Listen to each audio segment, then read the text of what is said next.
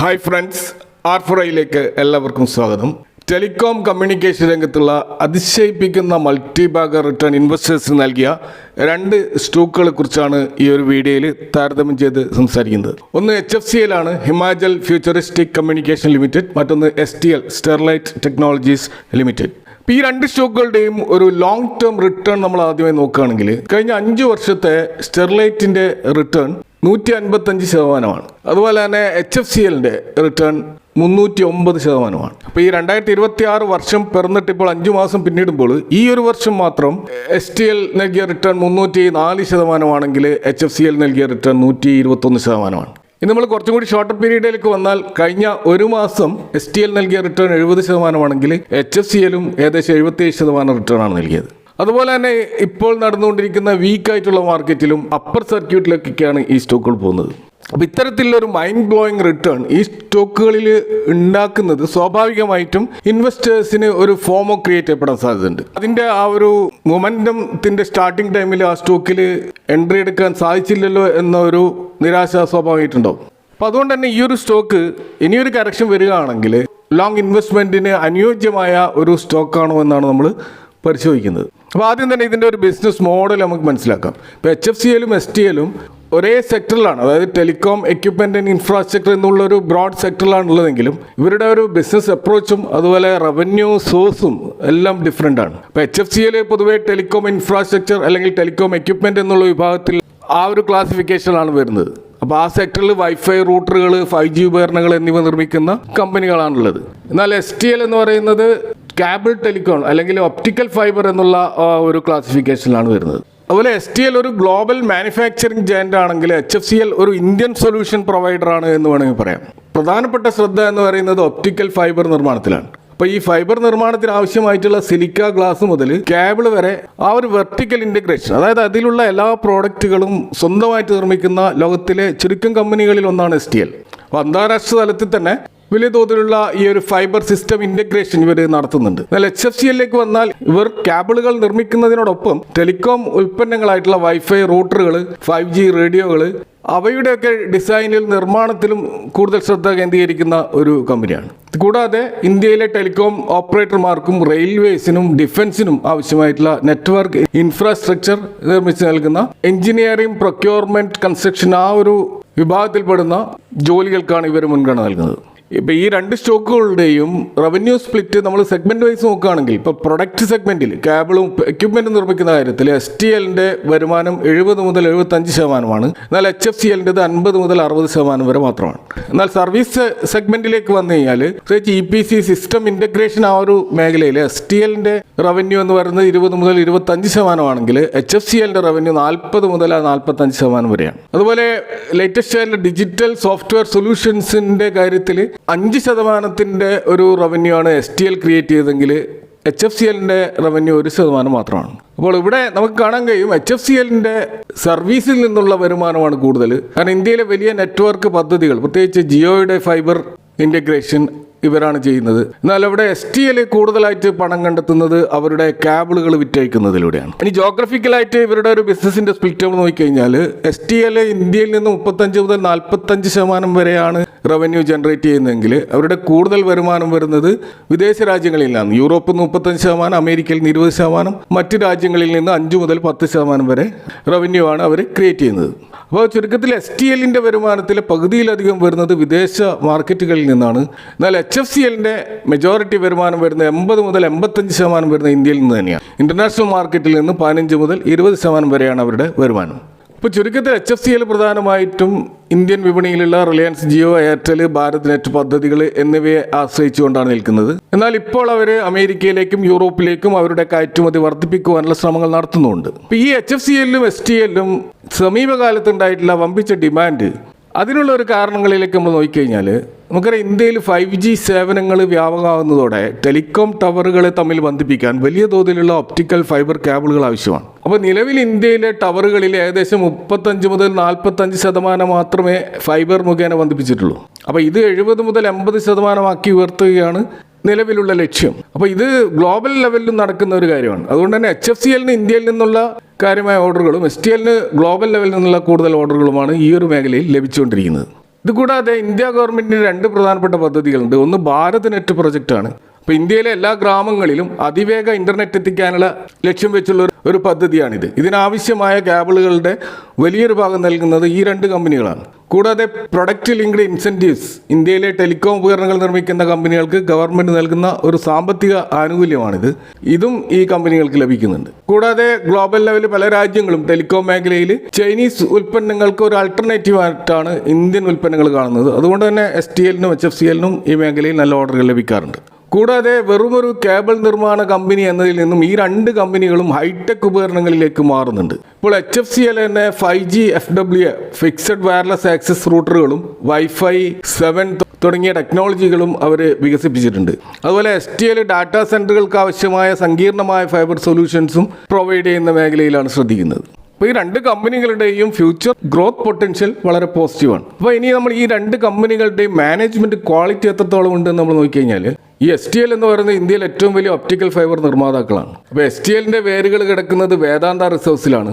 1958 അനിൽ അഗർവാളിൻ്റെ നേതൃത്വത്തിൽ സ്റ്റെർലൈസ് ഇൻഡസ്ട്രീസ് ആയിട്ടാണ് ഇത് തുടങ്ങിയത്. ആദ്യകാലത്ത് കോപ്പർ വയറുകൾ അതുപോലെ തന്നെ കേബിളുകൾ നിർമ്മിക്കലായിരുന്നു ഇവരുടെ ഒരു ബിസിനസ്. എന്നാൽ 2000 കമ്പനി ടെലികോം മേഖലയിലേക്ക് ചൂട് മാറ്റുകയുണ്ടായത്. ഒപ്റ്റിക്കൽ ഫൈബർ ബിസിനസ് വേർതിരിച്ചിട്ട് ഒരു പ്രത്യേക യൂണിറ്റായിട്ട് സ്റ്റെർലൈറ്റ് ഒപ്റ്റിക്കൽ ടെക്നോളജി എന്ന പേരിലാണ് അത് മാറ്റിയത്. എന്നാൽ 2010 ശേഷം കമ്പനി ഇന്ത്യക്ക് പുറത്ത് വളർന്നു. ബ്രസീൽ, ഇറ്റലി, ചൈന തുടങ്ങിയ രാജ്യങ്ങളിൽ നിർമ്മാണ യൂണിറ്റുകൾ തുടങ്ങുകയും ചെയ്തു. കൂടാതെ ഇന്റർനാഷണൽ ടെലികോം ജയന്റുകളുമായിട്ടുള്ള കരാറുകളിലും ഇവർ ഏർപ്പെടാൻ തുടങ്ങി. ഇപ്പോൾ 2016 വെറുമൊരു കേബിൾ നിർമ്മാതാക്കൾ മാത്രമല്ല ഡിജിറ്റൽ സൊല്യൂഷൻസ് പ്രൊവൈഡർ കൂടിയാണ് എന്ന് സൂചിപ്പിക്കാൻ സ്റ്റെർലൈറ്റ് ടെക്നോളജി ലിമിറ്റഡ് എന്ന് ഈ കമ്പനിയെ റീനെയിം ചെയ്യുകയാണ് ഉണ്ടായത്. അപ്പോൾ STLൻ്റെ പ്രധാന പ്രൊമോട്ടർ വേദാന്തയുടെ പ്രൊമോട്ടറായ അനിൽ അഗർവാളാണ്. ഇദ്ദേഹത്തിൻ്റെ വേദാന്ത ഗ്രൂപ്പാണ് ഇതിൻ്റെ പ്രൊമോട്ടർ. ഇപ്പോൾ വേദാന്ത എന്നത് നമുക്കറിയാം ലോകത്തിലെ ഏറ്റവും വലിയ മൈനിങ് മെറ്റൽ ഗ്രൂപ്പ് ആയതിനാൽ ശക്തമായ ഒരു സാമ്പത്തിക അടിത്തറയും ബാങ്കിങ്ങിന്റെ പിന്തുണയും ഈ സ്റ്റോക്കിനുണ്ട്. എങ്കിൽ പോലും വേദാന്ത ഗ്രൂപ്പിന്റെ മൊത്തത്തിലുള്ള കടബാധ്യതകൾ പലപ്പോഴും STLന്റെ ഇൻവെസ്റ്റേഴ്സിനിടയിലും ചർച്ചയാകാറുണ്ട്. അപ്പോൾ നിലവിലുള്ള STLന്റെ MD ആയിട്ടുള്ള പ്രവീൺ അഗർവാളും ഇപ്പോഴത്തെ CEOയുമായ അങ്കിത് അഗർവാളും ഇവർ 2 പേരും ചേർന്നാണ് ഈ കമ്പനിയെ ഒരു ലോ ടെക്നോളജി കേബിൾ കമ്പനിയിൽ നിന്നും ഹൈ ടെക്നോളജി ഡാറ്റാ സൊല്യൂഷൻസ് കമ്പനിയായിട്ട് മാറ്റിയത്. ഇപ്പോൾ പല പ്രമുഖ കമ്പനികളിൽ നിന്ന് ഇവർ പ്രത്യേകിച്ച് നോക്കിയ, ഹുവായ് പോലെയുള്ള കമ്പനികളിൽ നിന്ന് എക്സ്പേർട്ടുകളെ ഇവർ മാനേജ്മെൻറ്റിൽ ഉൾപ്പെടുത്തിയിട്ടുണ്ട്. ഇതുകൂടാതെ STLനെ സംബന്ധിച്ചിടത്തോളം അവർക്ക് ലോകത്തെമ്പാടുമായിട്ട് ഏകദേശം 600-ൽ അധികം പേറ്റൻറ്റുകളുണ്ട്. അപ്പോൾ ഇവരുടെ ആ ഒരു റിസർച്ച് ആൻഡ് ഡെവലപ്മെൻറ്റ് വിങ് വളരെ സ്ട്രോങ് ആണ്. എങ്കിലും ബിസിനസ് വ്യാപിപ്പിക്കാനായിട്ട് മാനേജ്മെൻറ്റ് വലിയ തോതിൽ കടമെടുത്തിട്ടുണ്ട്. ആ കടം തിരിച്ചടക്കുന്നതിനും അതുപോലെ തന്നെ പ്രോഫിറ്റബിലിറ്റി നിലനിർത്തുന്നതിനും മാനേജ്മെൻറ്റിനെ സംബന്ധിച്ചിടത്തോളം അവരുടെ ഒരു പ്രധാന വെല്ലുവിളിയാണ്. അപ്പോൾ ചുരുക്കത്തിൽ STLന്റെ മാനേജ്മെൻറ്റ് സാങ്കേതികമായി നോക്കുമ്പോൾ വളരെ മികച്ചതാണ്. അവർക്ക് ബിസിനസ്സിനെ എങ്ങനെ വളർത്തണമെന്നും വ്യക്തമായ പ്ലാൻ ഉണ്ട്. എന്നാൽ സാമ്പത്തിക അച്ചടക്കത്തിൻ്റെ കാര്യത്തിൽ കടം കുറക്കുക പോലുള്ള കാര്യങ്ങളിൽ വരും വർഷങ്ങളിലുള്ള ഇവരുടെ പ്രകടനം വളരെ നിർണായകമാണ്. ഇനി HFCLന്റെ ഒരു മാനേജ്മെൻറ്റ് സൈഡിലേക്ക് വന്നാൽ ഈ കമ്പനി 1987 ഹിമാചൽ പ്രദേശിലെ സോളനിലാണ് സ്ഥാപിതമാകുന്നത്. ഒരു ചെറിയ ടെലികോം ഉപകരണ നിർമ്മാണ കമ്പനിയായിട്ട് തുടങ്ങിയ HFCL ഇന്ന് ഇന്ത്യയിലെ ഏറ്റവും വലിയ ടെലികോം ഇൻഫ്രാസ്ട്രക്ചർ കമ്പനികളിൽ ഒന്നായിട്ട് വളർന്നിട്ടുണ്ട്. 1990-കളിൽ ദൂരദർശൻ വകുപ്പിന് കീഴിലുള്ള അവർക്കാവശ്യമായിട്ടുള്ള ഉപകരണങ്ങൾ നൽകിക്കൊണ്ടാണ് ഇവർ ശ്രദ്ധിക്കപ്പെട്ടത്. എന്നാൽ 2000-2021 കാലഘട്ടത്തിൽ കേതൻ പരീക്ക് സ്റ്റോക്ക് മാർക്കറ്റ് സ്കാമിൽ ഈ കമ്പനിയുടെ പേര് ഉയർന്നു വന്നത് കമ്പനിയെ സംബന്ധിച്ചിടത്തോളം വലിയ തിരിച്ചടിയായി. അപ്പോൾ ഇത് കമ്പനിയുടെ ആ ഒരു വിശ്വാസ്യതയെ കുറേ കാലം ബാധിച്ചിരുന്നു. എന്നാൽ കഴിഞ്ഞ കുറച്ച് വർഷങ്ങളായിട്ട് 5G സാങ്കേതിക വിദ്യ ഡെവലപ്പ് ആവുകയും ഒപ്റ്റിക്കൽ ഫൈബർ കേബിളുകൾ, ഡിഫൻസ് ഇലക്ട്രോണിക്സ് എന്നിവയിൽ ശ്രദ്ധ കേന്ദ്രീകരിച്ചുകൊണ്ട് കമ്പനി അതിശക്തമായിട്ട് ഒരു തിരിച്ചുവരവ് നടത്തിയതായിട്ട് കാണാം. 2026 സാമ്പത്തിക വർഷത്തിൽ റെക്കോർഡ് വരുമാനമാണ് രേഖപ്പെടുത്തിയിട്ടുള്ളത്. HFCLന്റെ നിയന്ത്രണം പ്രധാനമായിട്ടും നഹാത്ത കുടുംബത്തിനാണ്. മഹേന്ദ്ര നഹാത്തയാണ് ഇതിൻ്റെ ഫൗണ്ടർ MD. ഇദ്ദേഹം ഇന്ത്യൻ ടെലികോം മേഖലയിലെ അധികായകന്മാരിൽ ഒരാളാണ്. റിലയൻസ് ജിയോയുടെ ബോർഡ് ഓഫ് ഡയറക്ടേഴ്സിലും ഇദ്ദേഹം അംഗമാണ്. അപ്പോൾ ഏകദേശം 28% ഓഹരികളാണ് HFCL ഈ പ്രൊമോട്ടേഴ്സിനുള്ളത്. അപ്പോൾ മുൻകാലങ്ങളിൽ ഈ പ്രൊമോട്ടർമാരുടെ പകുതിയോളം ഷെയറുകൾ പ്ലഡ്ജ് ചെയ്തിരുന്നു. എന്നാൽ ഇപ്പോൾ 2026 ആകുമ്പോഴത്തേക്കും അത് ഏകദേശം 1.15% ആയിട്ട് വളരെ നെഗ്ലിജിബിൾ ആയിട്ട് കുറഞ്ഞിട്ടുണ്ട്. അപ്പോൾ അത് തീർച്ചയായിട്ടും ഇൻവെസ്റ്റേഴ്സിൽ ഒരു പോസിറ്റീവ് സെൻറ്റിമെൻറ്റ്സ് ക്രിയേറ്റ് ചെയ്തിട്ടുണ്ട്. ഇപ്പോൾ HFCLനെ സംബന്ധിച്ചിടത്തോളം ഈ കമ്പനിയെ വെറുമൊരു കേബിൾ നിർമ്മാതാക്കളിൽ നിന്നും 5G സൊല്യൂഷൻസും AI അധിഷ്ഠിത നെറ്റ്വർക്കുകളും ഡിഫൻസ് ഉപകരണങ്ങളും നിർമ്മിക്കുന്ന ഒരു ഹൈടെക് കമ്പനിയായിട്ട് മാറ്റാൻ മാനേജ്മെൻറ്റ് സാധിച്ചിട്ടുണ്ട്. അതുപോലെ റിലയൻസ് ജിയോയുമായിട്ടുള്ള ഇവരുടെ ആ ഒരു സ്ട്രാറ്റജിക് ആയിട്ടുള്ള പാർട്ട്ണർഷിപ്പ് അത് വലിയ തോതിലുള്ള ഓർഡറുകൾ ഇവർക്ക് ഉറപ്പാക്കുന്നുണ്ട്. ഇപ്പോൾ നിലവിൽ 21,000 കോടിക്ക് മുകളിലുള്ള എക്കാലത്തെ ഉയർന്ന ഒരു ഓർഡർ ബുക്ക് ഇവരുടെ കയ്യിലുണ്ട്. കൂടാതെ വരുമാനത്തിൻ്റെ വലിയൊരു ഭാഗം ഇവർ റിസർച്ച് ആൻഡ് ഡെവലപ്മെൻറ്റിന് വേണ്ടി മാറ്റിവെക്കുന്നുണ്ട്. അപ്പോൾ ഗ്ലോബൽ മാർക്കറ്റിൽ ചൈനീസ് കമ്പനികളോട് മത്സരിക്കാൻ ഇത് ഇവരെ സഹായിക്കുന്നുണ്ട്. അപ്പോൾ പ്രൊമോട്ടർമാരുടെ ഹോൾഡിംഗ് 30% താഴെ മാത്രമാണ് എന്നതാണ് ഈ സ്റ്റോക്കിലെ ഒരു ആശങ്ക. എങ്കിലും അവർ പ്ലഡ്ജ് ചെയ്ത സ്റ്റോക്കുകൾ തിരിച്ചു പിടിക്കുന്നത് മാനേജ്മെൻറ്റിൻ്റെ ഒരു ആത്മവിശ്വാസം ഇൻവെസ്റ്റേഴ്സിൽ ഉണ്ടാക്കുന്നുണ്ട്. നമ്മൾ ഈ രണ്ട് സ്റ്റോക്കുകളുടെയും ഒരു ഫണ്ടമെൻ്റൽ നമ്പേഴ്സ് ഒന്ന് താരതമ്യം ചെയ്ത് നോക്കി കഴിഞ്ഞാൽ ഇപ്പോൾ മാർക്കറ്റ് ക്യാപിറ്റലൈസേഷൻ നോക്കുകയാണെങ്കിൽ STLനും HFCLനും ഏകദേശം 20,000 ആ ഒരു റേഞ്ചിലുള്ള മാർക്കറ്റ് ക്യാപ്പ് ഉണ്ട്. രണ്ടും ഒരു മിഡ് ക്യാപ് സ്മോൾ ക്യാപ് സെഗ്മെൻറ്റിന് ഇടയിലുള്ള ഒരു കമ്പനിയാണ്. ROE നോക്കുകയാണെങ്കിൽ STLൻ്റെ ROE 2.24 മാത്രമാണ്. എന്നാൽ HFCLൻ്റെ ROE 6.95 ആണ്. ROCE നമ്മൾ കാണുന്നത് STLൻ്റെത് 7.75 ആണെങ്കിൽ HFCLൻ്റെ 10.9 ആണ്. ഇപ്പോൾ പ്രോഫിറ്റബിലിറ്റി റേഷ്യോയിൽ HFCL ആണ് STLനേക്കാൾ മെച്ചപ്പെട്ടതായിട്ട് കാണുന്നത്. അതുപോലെ തന്നെ കഴിഞ്ഞ 3 വർഷത്തെ ഒരു CAGR ഗ്രോത്ത് സെയിൽസിൽ STLനെ സംബന്ധിച്ചിടത്തോളം -12% ആണ്. എന്നാൽ HFCL അത് 1% പോസിറ്റീവ് ആണ്. പ്രോഫിറ്റ് ഗ്രോത്ത് ആണെങ്കിൽ -31% ആണ് STLൻ്റെ കാണിക്കുന്നതെങ്കിൽ HFCLൻ്റെത് അത് 1% പോസിറ്റീവ്. അപ്പോൾ ഇവിടെ ഈ രണ്ട് കമ്പനികളുടെ കാര്യത്തിലും അവരുടെ ആ ഒരു ഗ്രോത്ത് CAGR വളരെ പരിതാപകരമാണ്. എങ്കിലും ഈ സ്റ്റോക്കുകൾ ഇപ്പോൾ നല്ല തോതിൽ ഇൻവെസ്റ്റേഴ്സ് വാങ്ങിക്കൂട്ടതിൻ്റെ ഒരു കാരണം ഇതിൻ്റെ ഫ്യൂച്ചർ ഗ്രോത്തിൻ്റെ സാധ്യത മനസ്സിലാക്കിയിട്ടാണ്. അപ്പോൾ ഇതിൻ്റെ ഹിസ്റ്റോറിക്കൽ പെർഫോമൻസ് നോക്കിക്കഴിഞ്ഞാൽ രണ്ട് സ്റ്റോക്കുകളും വളരെ പുവർ പെർഫോമൻസ് ആണെന്ന് കാണാൻ കഴിയും. അപ്പോൾ നിലവിൽ ഈ സ്റ്റോക്കുകൾ വലിയ തോതിൽ ഉയർന്നു എന്നതിൻ്റെ കൃത്യമായ ഒരു പിക്ചർ നമുക്കതിൻ്റെ PE റേഷ്യോയിൽ കാണാൻ കഴിയും. കാരണം STLൻ്റെ PE റേഷ്യോ ഇപ്പോൾ 425 എന്നുള്ള ഹൈ PE ആണ്. ഇൻഡസ്ട്രി PE 58 മാത്രമാണ്. HFCLൻ്റെ PE ഇപ്പോൾ 74 ആണെങ്കിൽ അതിൻ്റെ ഇൻഡസ്ട്രി PE ഏകദേശം 17 എന്ന ലെവലിലാണ്. ഇൻഡസ്ട്രി PEയേക്കാൾ വലിയ തോതിൽ ഉയർന്നിട്ടാണ് രണ്ട് സ്റ്റോക്കുകളും ട്രേഡ് ചെയ്യുന്നത്. അതുപോലെ 3 ഇയേഴ്സിൻ്റെ ഒരു മീഡിയം PE നോക്കുകയാണെങ്കിലും അതിനേക്കാൾ എത്ര ഉയർന്നിട്ടാണ് രണ്ട് സ്റ്റോക്കുകളും ട്രേഡ് ചെയ്യുന്നത്. ഇനി ഡെറ്റ് ടു ഇക്വിറ്റി റേഷ്യോ നോക്കുകയാണെങ്കിൽ STLൻ്റെ ഡെറ്റ് ടു ഇക്വിറ്റി റേഷ്യോ കുറച്ച് ഹൈ ആണ്, 0.86 ഉണ്ട്. എന്നാൽ HFCLൻ്റേത് 0.36 മാത്രമേ ഉള്ളൂ. കടബാധ്യതകൾ വെച്ച് നോക്കുമ്പോൾ HFCL ആണ് കുറച്ചുകൂടി സേഫ്. എന്നാൽ അവിടെ STLൻ്റെ പ്രൊമോട്ടേഴ്സ് അവരുടെ സ്റ്റോക്കുകളൊന്നും പ്ലഡ്ജ് ചെയ്തിട്ടുണ്ടായിരുന്നില്ല. എന്നാൽ HFCLൻ്റെ പ്രൊമോട്ടേഴ്സ് അവരുടെ സ്റ്റോക്കുകൾ പ്ലഡ്ജ് ചെയ്തിട്ടുണ്ടായിരുന്നു. ഇപ്പോൾ അത് കുറഞ്ഞിട്ടുണ്ട്. 1.15 എന്നുള്ള ഒരു നെഗ്ലിജിബിൾ ആയിട്ടുള്ള പെർസെൻറ്റേജ് ആണ്. അപ്പോൾ ആ അർത്ഥത്തിൽ വലിയ റിസ്ക് രണ്ട് കമ്പനികളിൽ ഇപ്പോഴില്ല. ഇനി ഇൻസ്റ്റിറ്റ്യൂഷണൽ ഇൻവെസ്റ്റേഴ്സിൻ്റെ ഹോൾഡിംഗ് നോക്കുകയാണെങ്കിൽ രണ്ട് സ്റ്റോക്കുകളിലും കുഴപ്പമില്ലാത്ത രീതിയിലുള്ള ഇൻസ്റ്റിറ്റ്യൂഷൻ ഹോൾഡിംഗ് ഉണ്ട്.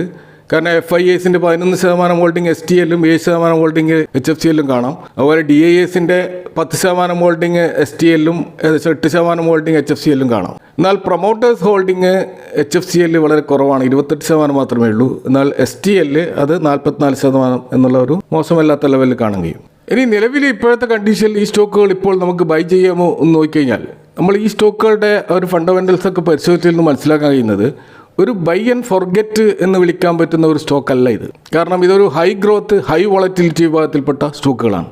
കാരണം ഈ ടെലികോം സെക്ടർ അതിൻ്റെ ടെക്നോളജിയിൽ ഉണ്ടാകുന്ന മാറ്റങ്ങൾക്കനുസരിച്ച് മാറിക്കൊണ്ടിരിക്കും. ഇപ്പോൾ ഗവൺമെൻറ്റിൻ്റെ പോളിസിയിലോ അതുപോലെ ഇവരുടെ ഓർഡറുകളിൽ ഉണ്ടാകുന്ന വലിയ ഇടിവൊക്കെ ഈ സ്റ്റോക്കുകളെ പെട്ടെന്ന് ബാധിക്കാൻ സാധ്യതയുണ്ട്. അതുകൊണ്ട് തന്നെ കൃത്യമായ ഇടവേളകളിൽ ഈ സ്റ്റോക്ക് നമ്മൾ തീർച്ചയായിട്ടും ട്രാക്ക് ചെയ്യേണ്ടതാണ്. അല്ലാതെ വാങ്ങിച്ചിട്ട് ഫൊർഗെറ്റ് ചെയ്യാൻ പറ്റുന്ന ഒരു സ്റ്റോക്ക് അല്ല ഇത്. ഇപ്പോൾ നിക്ഷേപിക്കാൻ പറ്റിയ അനുയോജ്യ സമയമാണോ എന്ന് നോക്കിക്കഴിഞ്ഞാൽ ഇപ്പോൾ ഈ രണ്ട് സ്റ്റോക്കുകളും ASM ലിസ്റ്റിലാണ്. അതായത് സെബിയുടെ നിരീക്ഷണത്തിലാണ് രണ്ട് സ്റ്റോക്കുകളും. കാരണം ഇതിൻ്റെ സർക്യൂട്ട് ലിമിറ്റ് ഇപ്പോൾ 5% ചുരുങ്ങിയിരിക്കും. നമുക്കൊരു ASM എന്ന് പറഞ്ഞാൽ അഡീഷണൽ സർവൈലൻസ് മെഷർ. അമിതമായിട്ടുള്ള വോളറ്റിലിറ്റി ഒരു സ്റ്റോക്കിൽ ഉണ്ടാകുമ്പോൾ ഇൻവെസ്റ്റേഴ്സിനെ സംരക്ഷിക്കാൻ വേണ്ടി സെബി ഏർപ്പെടുത്തിയിട്ടുള്ള ഒരു നിയന്ത്രണമാണിത്. അപ്പോൾ സ്റ്റോക്കിൻ്റെ ആ ഒരു വിലയും അതിൻ്റെ വോളിയും ഒക്കെ നോർമൽ ലെവലിൽ എത്തുമ്പോൾ ഈ നിയന്ത്രണങ്ങൾ മാറ്റാറുണ്ട്. അപ്പോൾ ആ സർക്യൂട്ട് ലിമിറ്റ് പടിപടിയായിട്ട് ഉയർത്തിയിട്ട് 10% മുതൽ അത് മാക്സിമം 20% വരെ മെല്ലെ മെല്ലെയാണ് ഉയർത്തുക. ഇപ്പോൾ ഈ രണ്ട് സ്റ്റോക്കുകളും 5% സർക്യൂട്ട് ലിമിറ്റിലാണുള്ളത്. എന്നാൽ ASM ലിസ്റ്റിൽ ഉൾപ്പെട്ടു എന്നതുകൊണ്ട് ഒരു കമ്പനി മോശമാണെന്ന് അർത്ഥമില്ല. പക്ഷേ ആ സർക്യൂട്ട് പരിധി കുറവായതുകൊണ്ട് തന്നെ പെട്ടെന്ന് നമുക്ക് ചിലപ്പോൾ ഒരു ഷെയർ വിൽക്കാനുള്ള ലിക്വിഡിറ്റി ഉണ്ടാവണമെന്നില്ല. അപ്പോൾ നിലവിൽ രണ്ട് സ്റ്റോക്കുകളും അതിൻ്റെ 52 വീക്ക് ഹൈയിലാണുള്ളത്. അപ്പോൾ കഴിഞ്ഞ കുറച്ച് മാസങ്ങളായിട്ട് രണ്ട് സ്റ്റോക്കുകൾ വമ്പിച്ച മുന്നേറ്റമാണ് നടത്തിയിട്ടുള്ളത്. അതുകൊണ്ട് തന്നെ RSI രണ്ട് സ്റ്റോക്കുകളുടെയും ഓവർ ബോട്ട് സോണിലാണ്. അത് 70 മുകളിലാണ്, 80 മേലേക്കാണ് നിൽക്കുന്നത്. അതുകൊണ്ട് തന്നെ തീർച്ചയായിട്ടും ഈ സ്റ്റോക്കുകളുടെ ഒരു കറക്ഷൻ എന്തായാലും ഉണ്ടാവുമെന്ന് തന്നെയാണ് നമുക്ക് പ്രതീക്ഷിക്കാൻ കഴിയുന്നത്. ഇപ്പോൾ HFCLൻ്റെ നോക്കുകയാണെങ്കിൽ നിലവിലുള്ള പ്രൈസിൽ നിന്നും അതിൻ്റെ ഒരു ഫസ്റ്റ് സപ്പോർട്ടായിട്ട് വരേണ്ടത് 141, 142 ലെവലാണ്. അത് കഴിഞ്ഞാലുള്ള ഒരു സപ്പോർട്ട് കാണുന്നത് 136, 137 ലെവലാണ്. അത് കഴിഞ്ഞാൽ 127, 130 എന്ന റേഞ്ചാണ്. ഇനി STLലേക്ക് വന്നു കഴിഞ്ഞാൽ ഈ സ്റ്റോക്കിൻ്റെ ഒരു ആദ്യത്തെ സപ്പോർട്ട് 380, 385 എന്നൊരു റേഞ്ചാണ്. അത് കഴിഞ്ഞാൽ 355, 360 എന്നൊരു റേഞ്ചിലാണ്.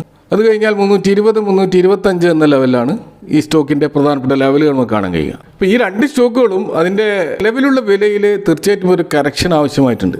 അപ്പോൾ അതുകൊണ്ട് തന്നെ ഈ സ്റ്റോക്കിൽ ഇൻവെസ്റ്റ് ചെയ്യുമ്പോൾ നമ്മൾ ഇൻവെസ്റ്റ് ചെയ്യാൻ ഉദ്ദേശിക്കുന്ന തുക 4 പാർട്ടായിട്ട് ഡിവൈഡ് ചെയ്തുകൊണ്ട് ഒരു ചെറിയ ഭാഗം ആദ്യത്തെ കറക്ഷനിൽ നിക്ഷേപിച്ചുകൊണ്ട് അടുത്ത കറക്ഷനുകൾക്ക് വേണ്ടി കാത്തിരുന്നുകൊണ്ട് ഘട്ടം ഘട്ടമായിട്ട് നിക്ഷേപിക്കുന്നതായിരിക്കും ഒരു സേഫ് ആയിട്ടുള്ള ഒരു അപ്രോച്ച്. ഇത് കൂടാതെ ഒരു ബൈ ആൻഡ് ഫോർഗെറ്റ് എന്ന രീതിയിൽ ഇതിനെ ഉപേക്ഷിക്കാതെ ഒരു സ്റ്റോപ്പ് ലോസ് മെയിൻറ്റെയിൻ ചെയ്യാനും ശ്രദ്ധിക്കേണ്ടതുണ്ട്. കാരണം ഈ സ്റ്റോക്കുകളിലൊക്കെ ഒരു വീഴ്ച ഉണ്ടായിക്കഴിഞ്ഞാൽ അത് വൻ വീഴ്ചയായിരിക്കും. കാരണം അത്രമാത്രം ഈ സ്റ്റോക്കുകൾ പറന്ന് മുകളിലോട്ട് പോയിട്ടുണ്ട്. അപ്പോൾ ഇതൊക്കെയാണ് ഈ 2 സ്റ്റോക്കുകളുമായി ബന്ധപ്പെട്ടുകൊണ്ടുള്ള ഒരു വ്യൂ. ഈ സ്റ്റോക്കുകളെ കുറിച്ചുള്ള നിങ്ങളുടെ അഭിപ്രായങ്ങളും കമൻറ്റുകൾ അറിയിക്കുക. Thank for watching. See you next time with another video.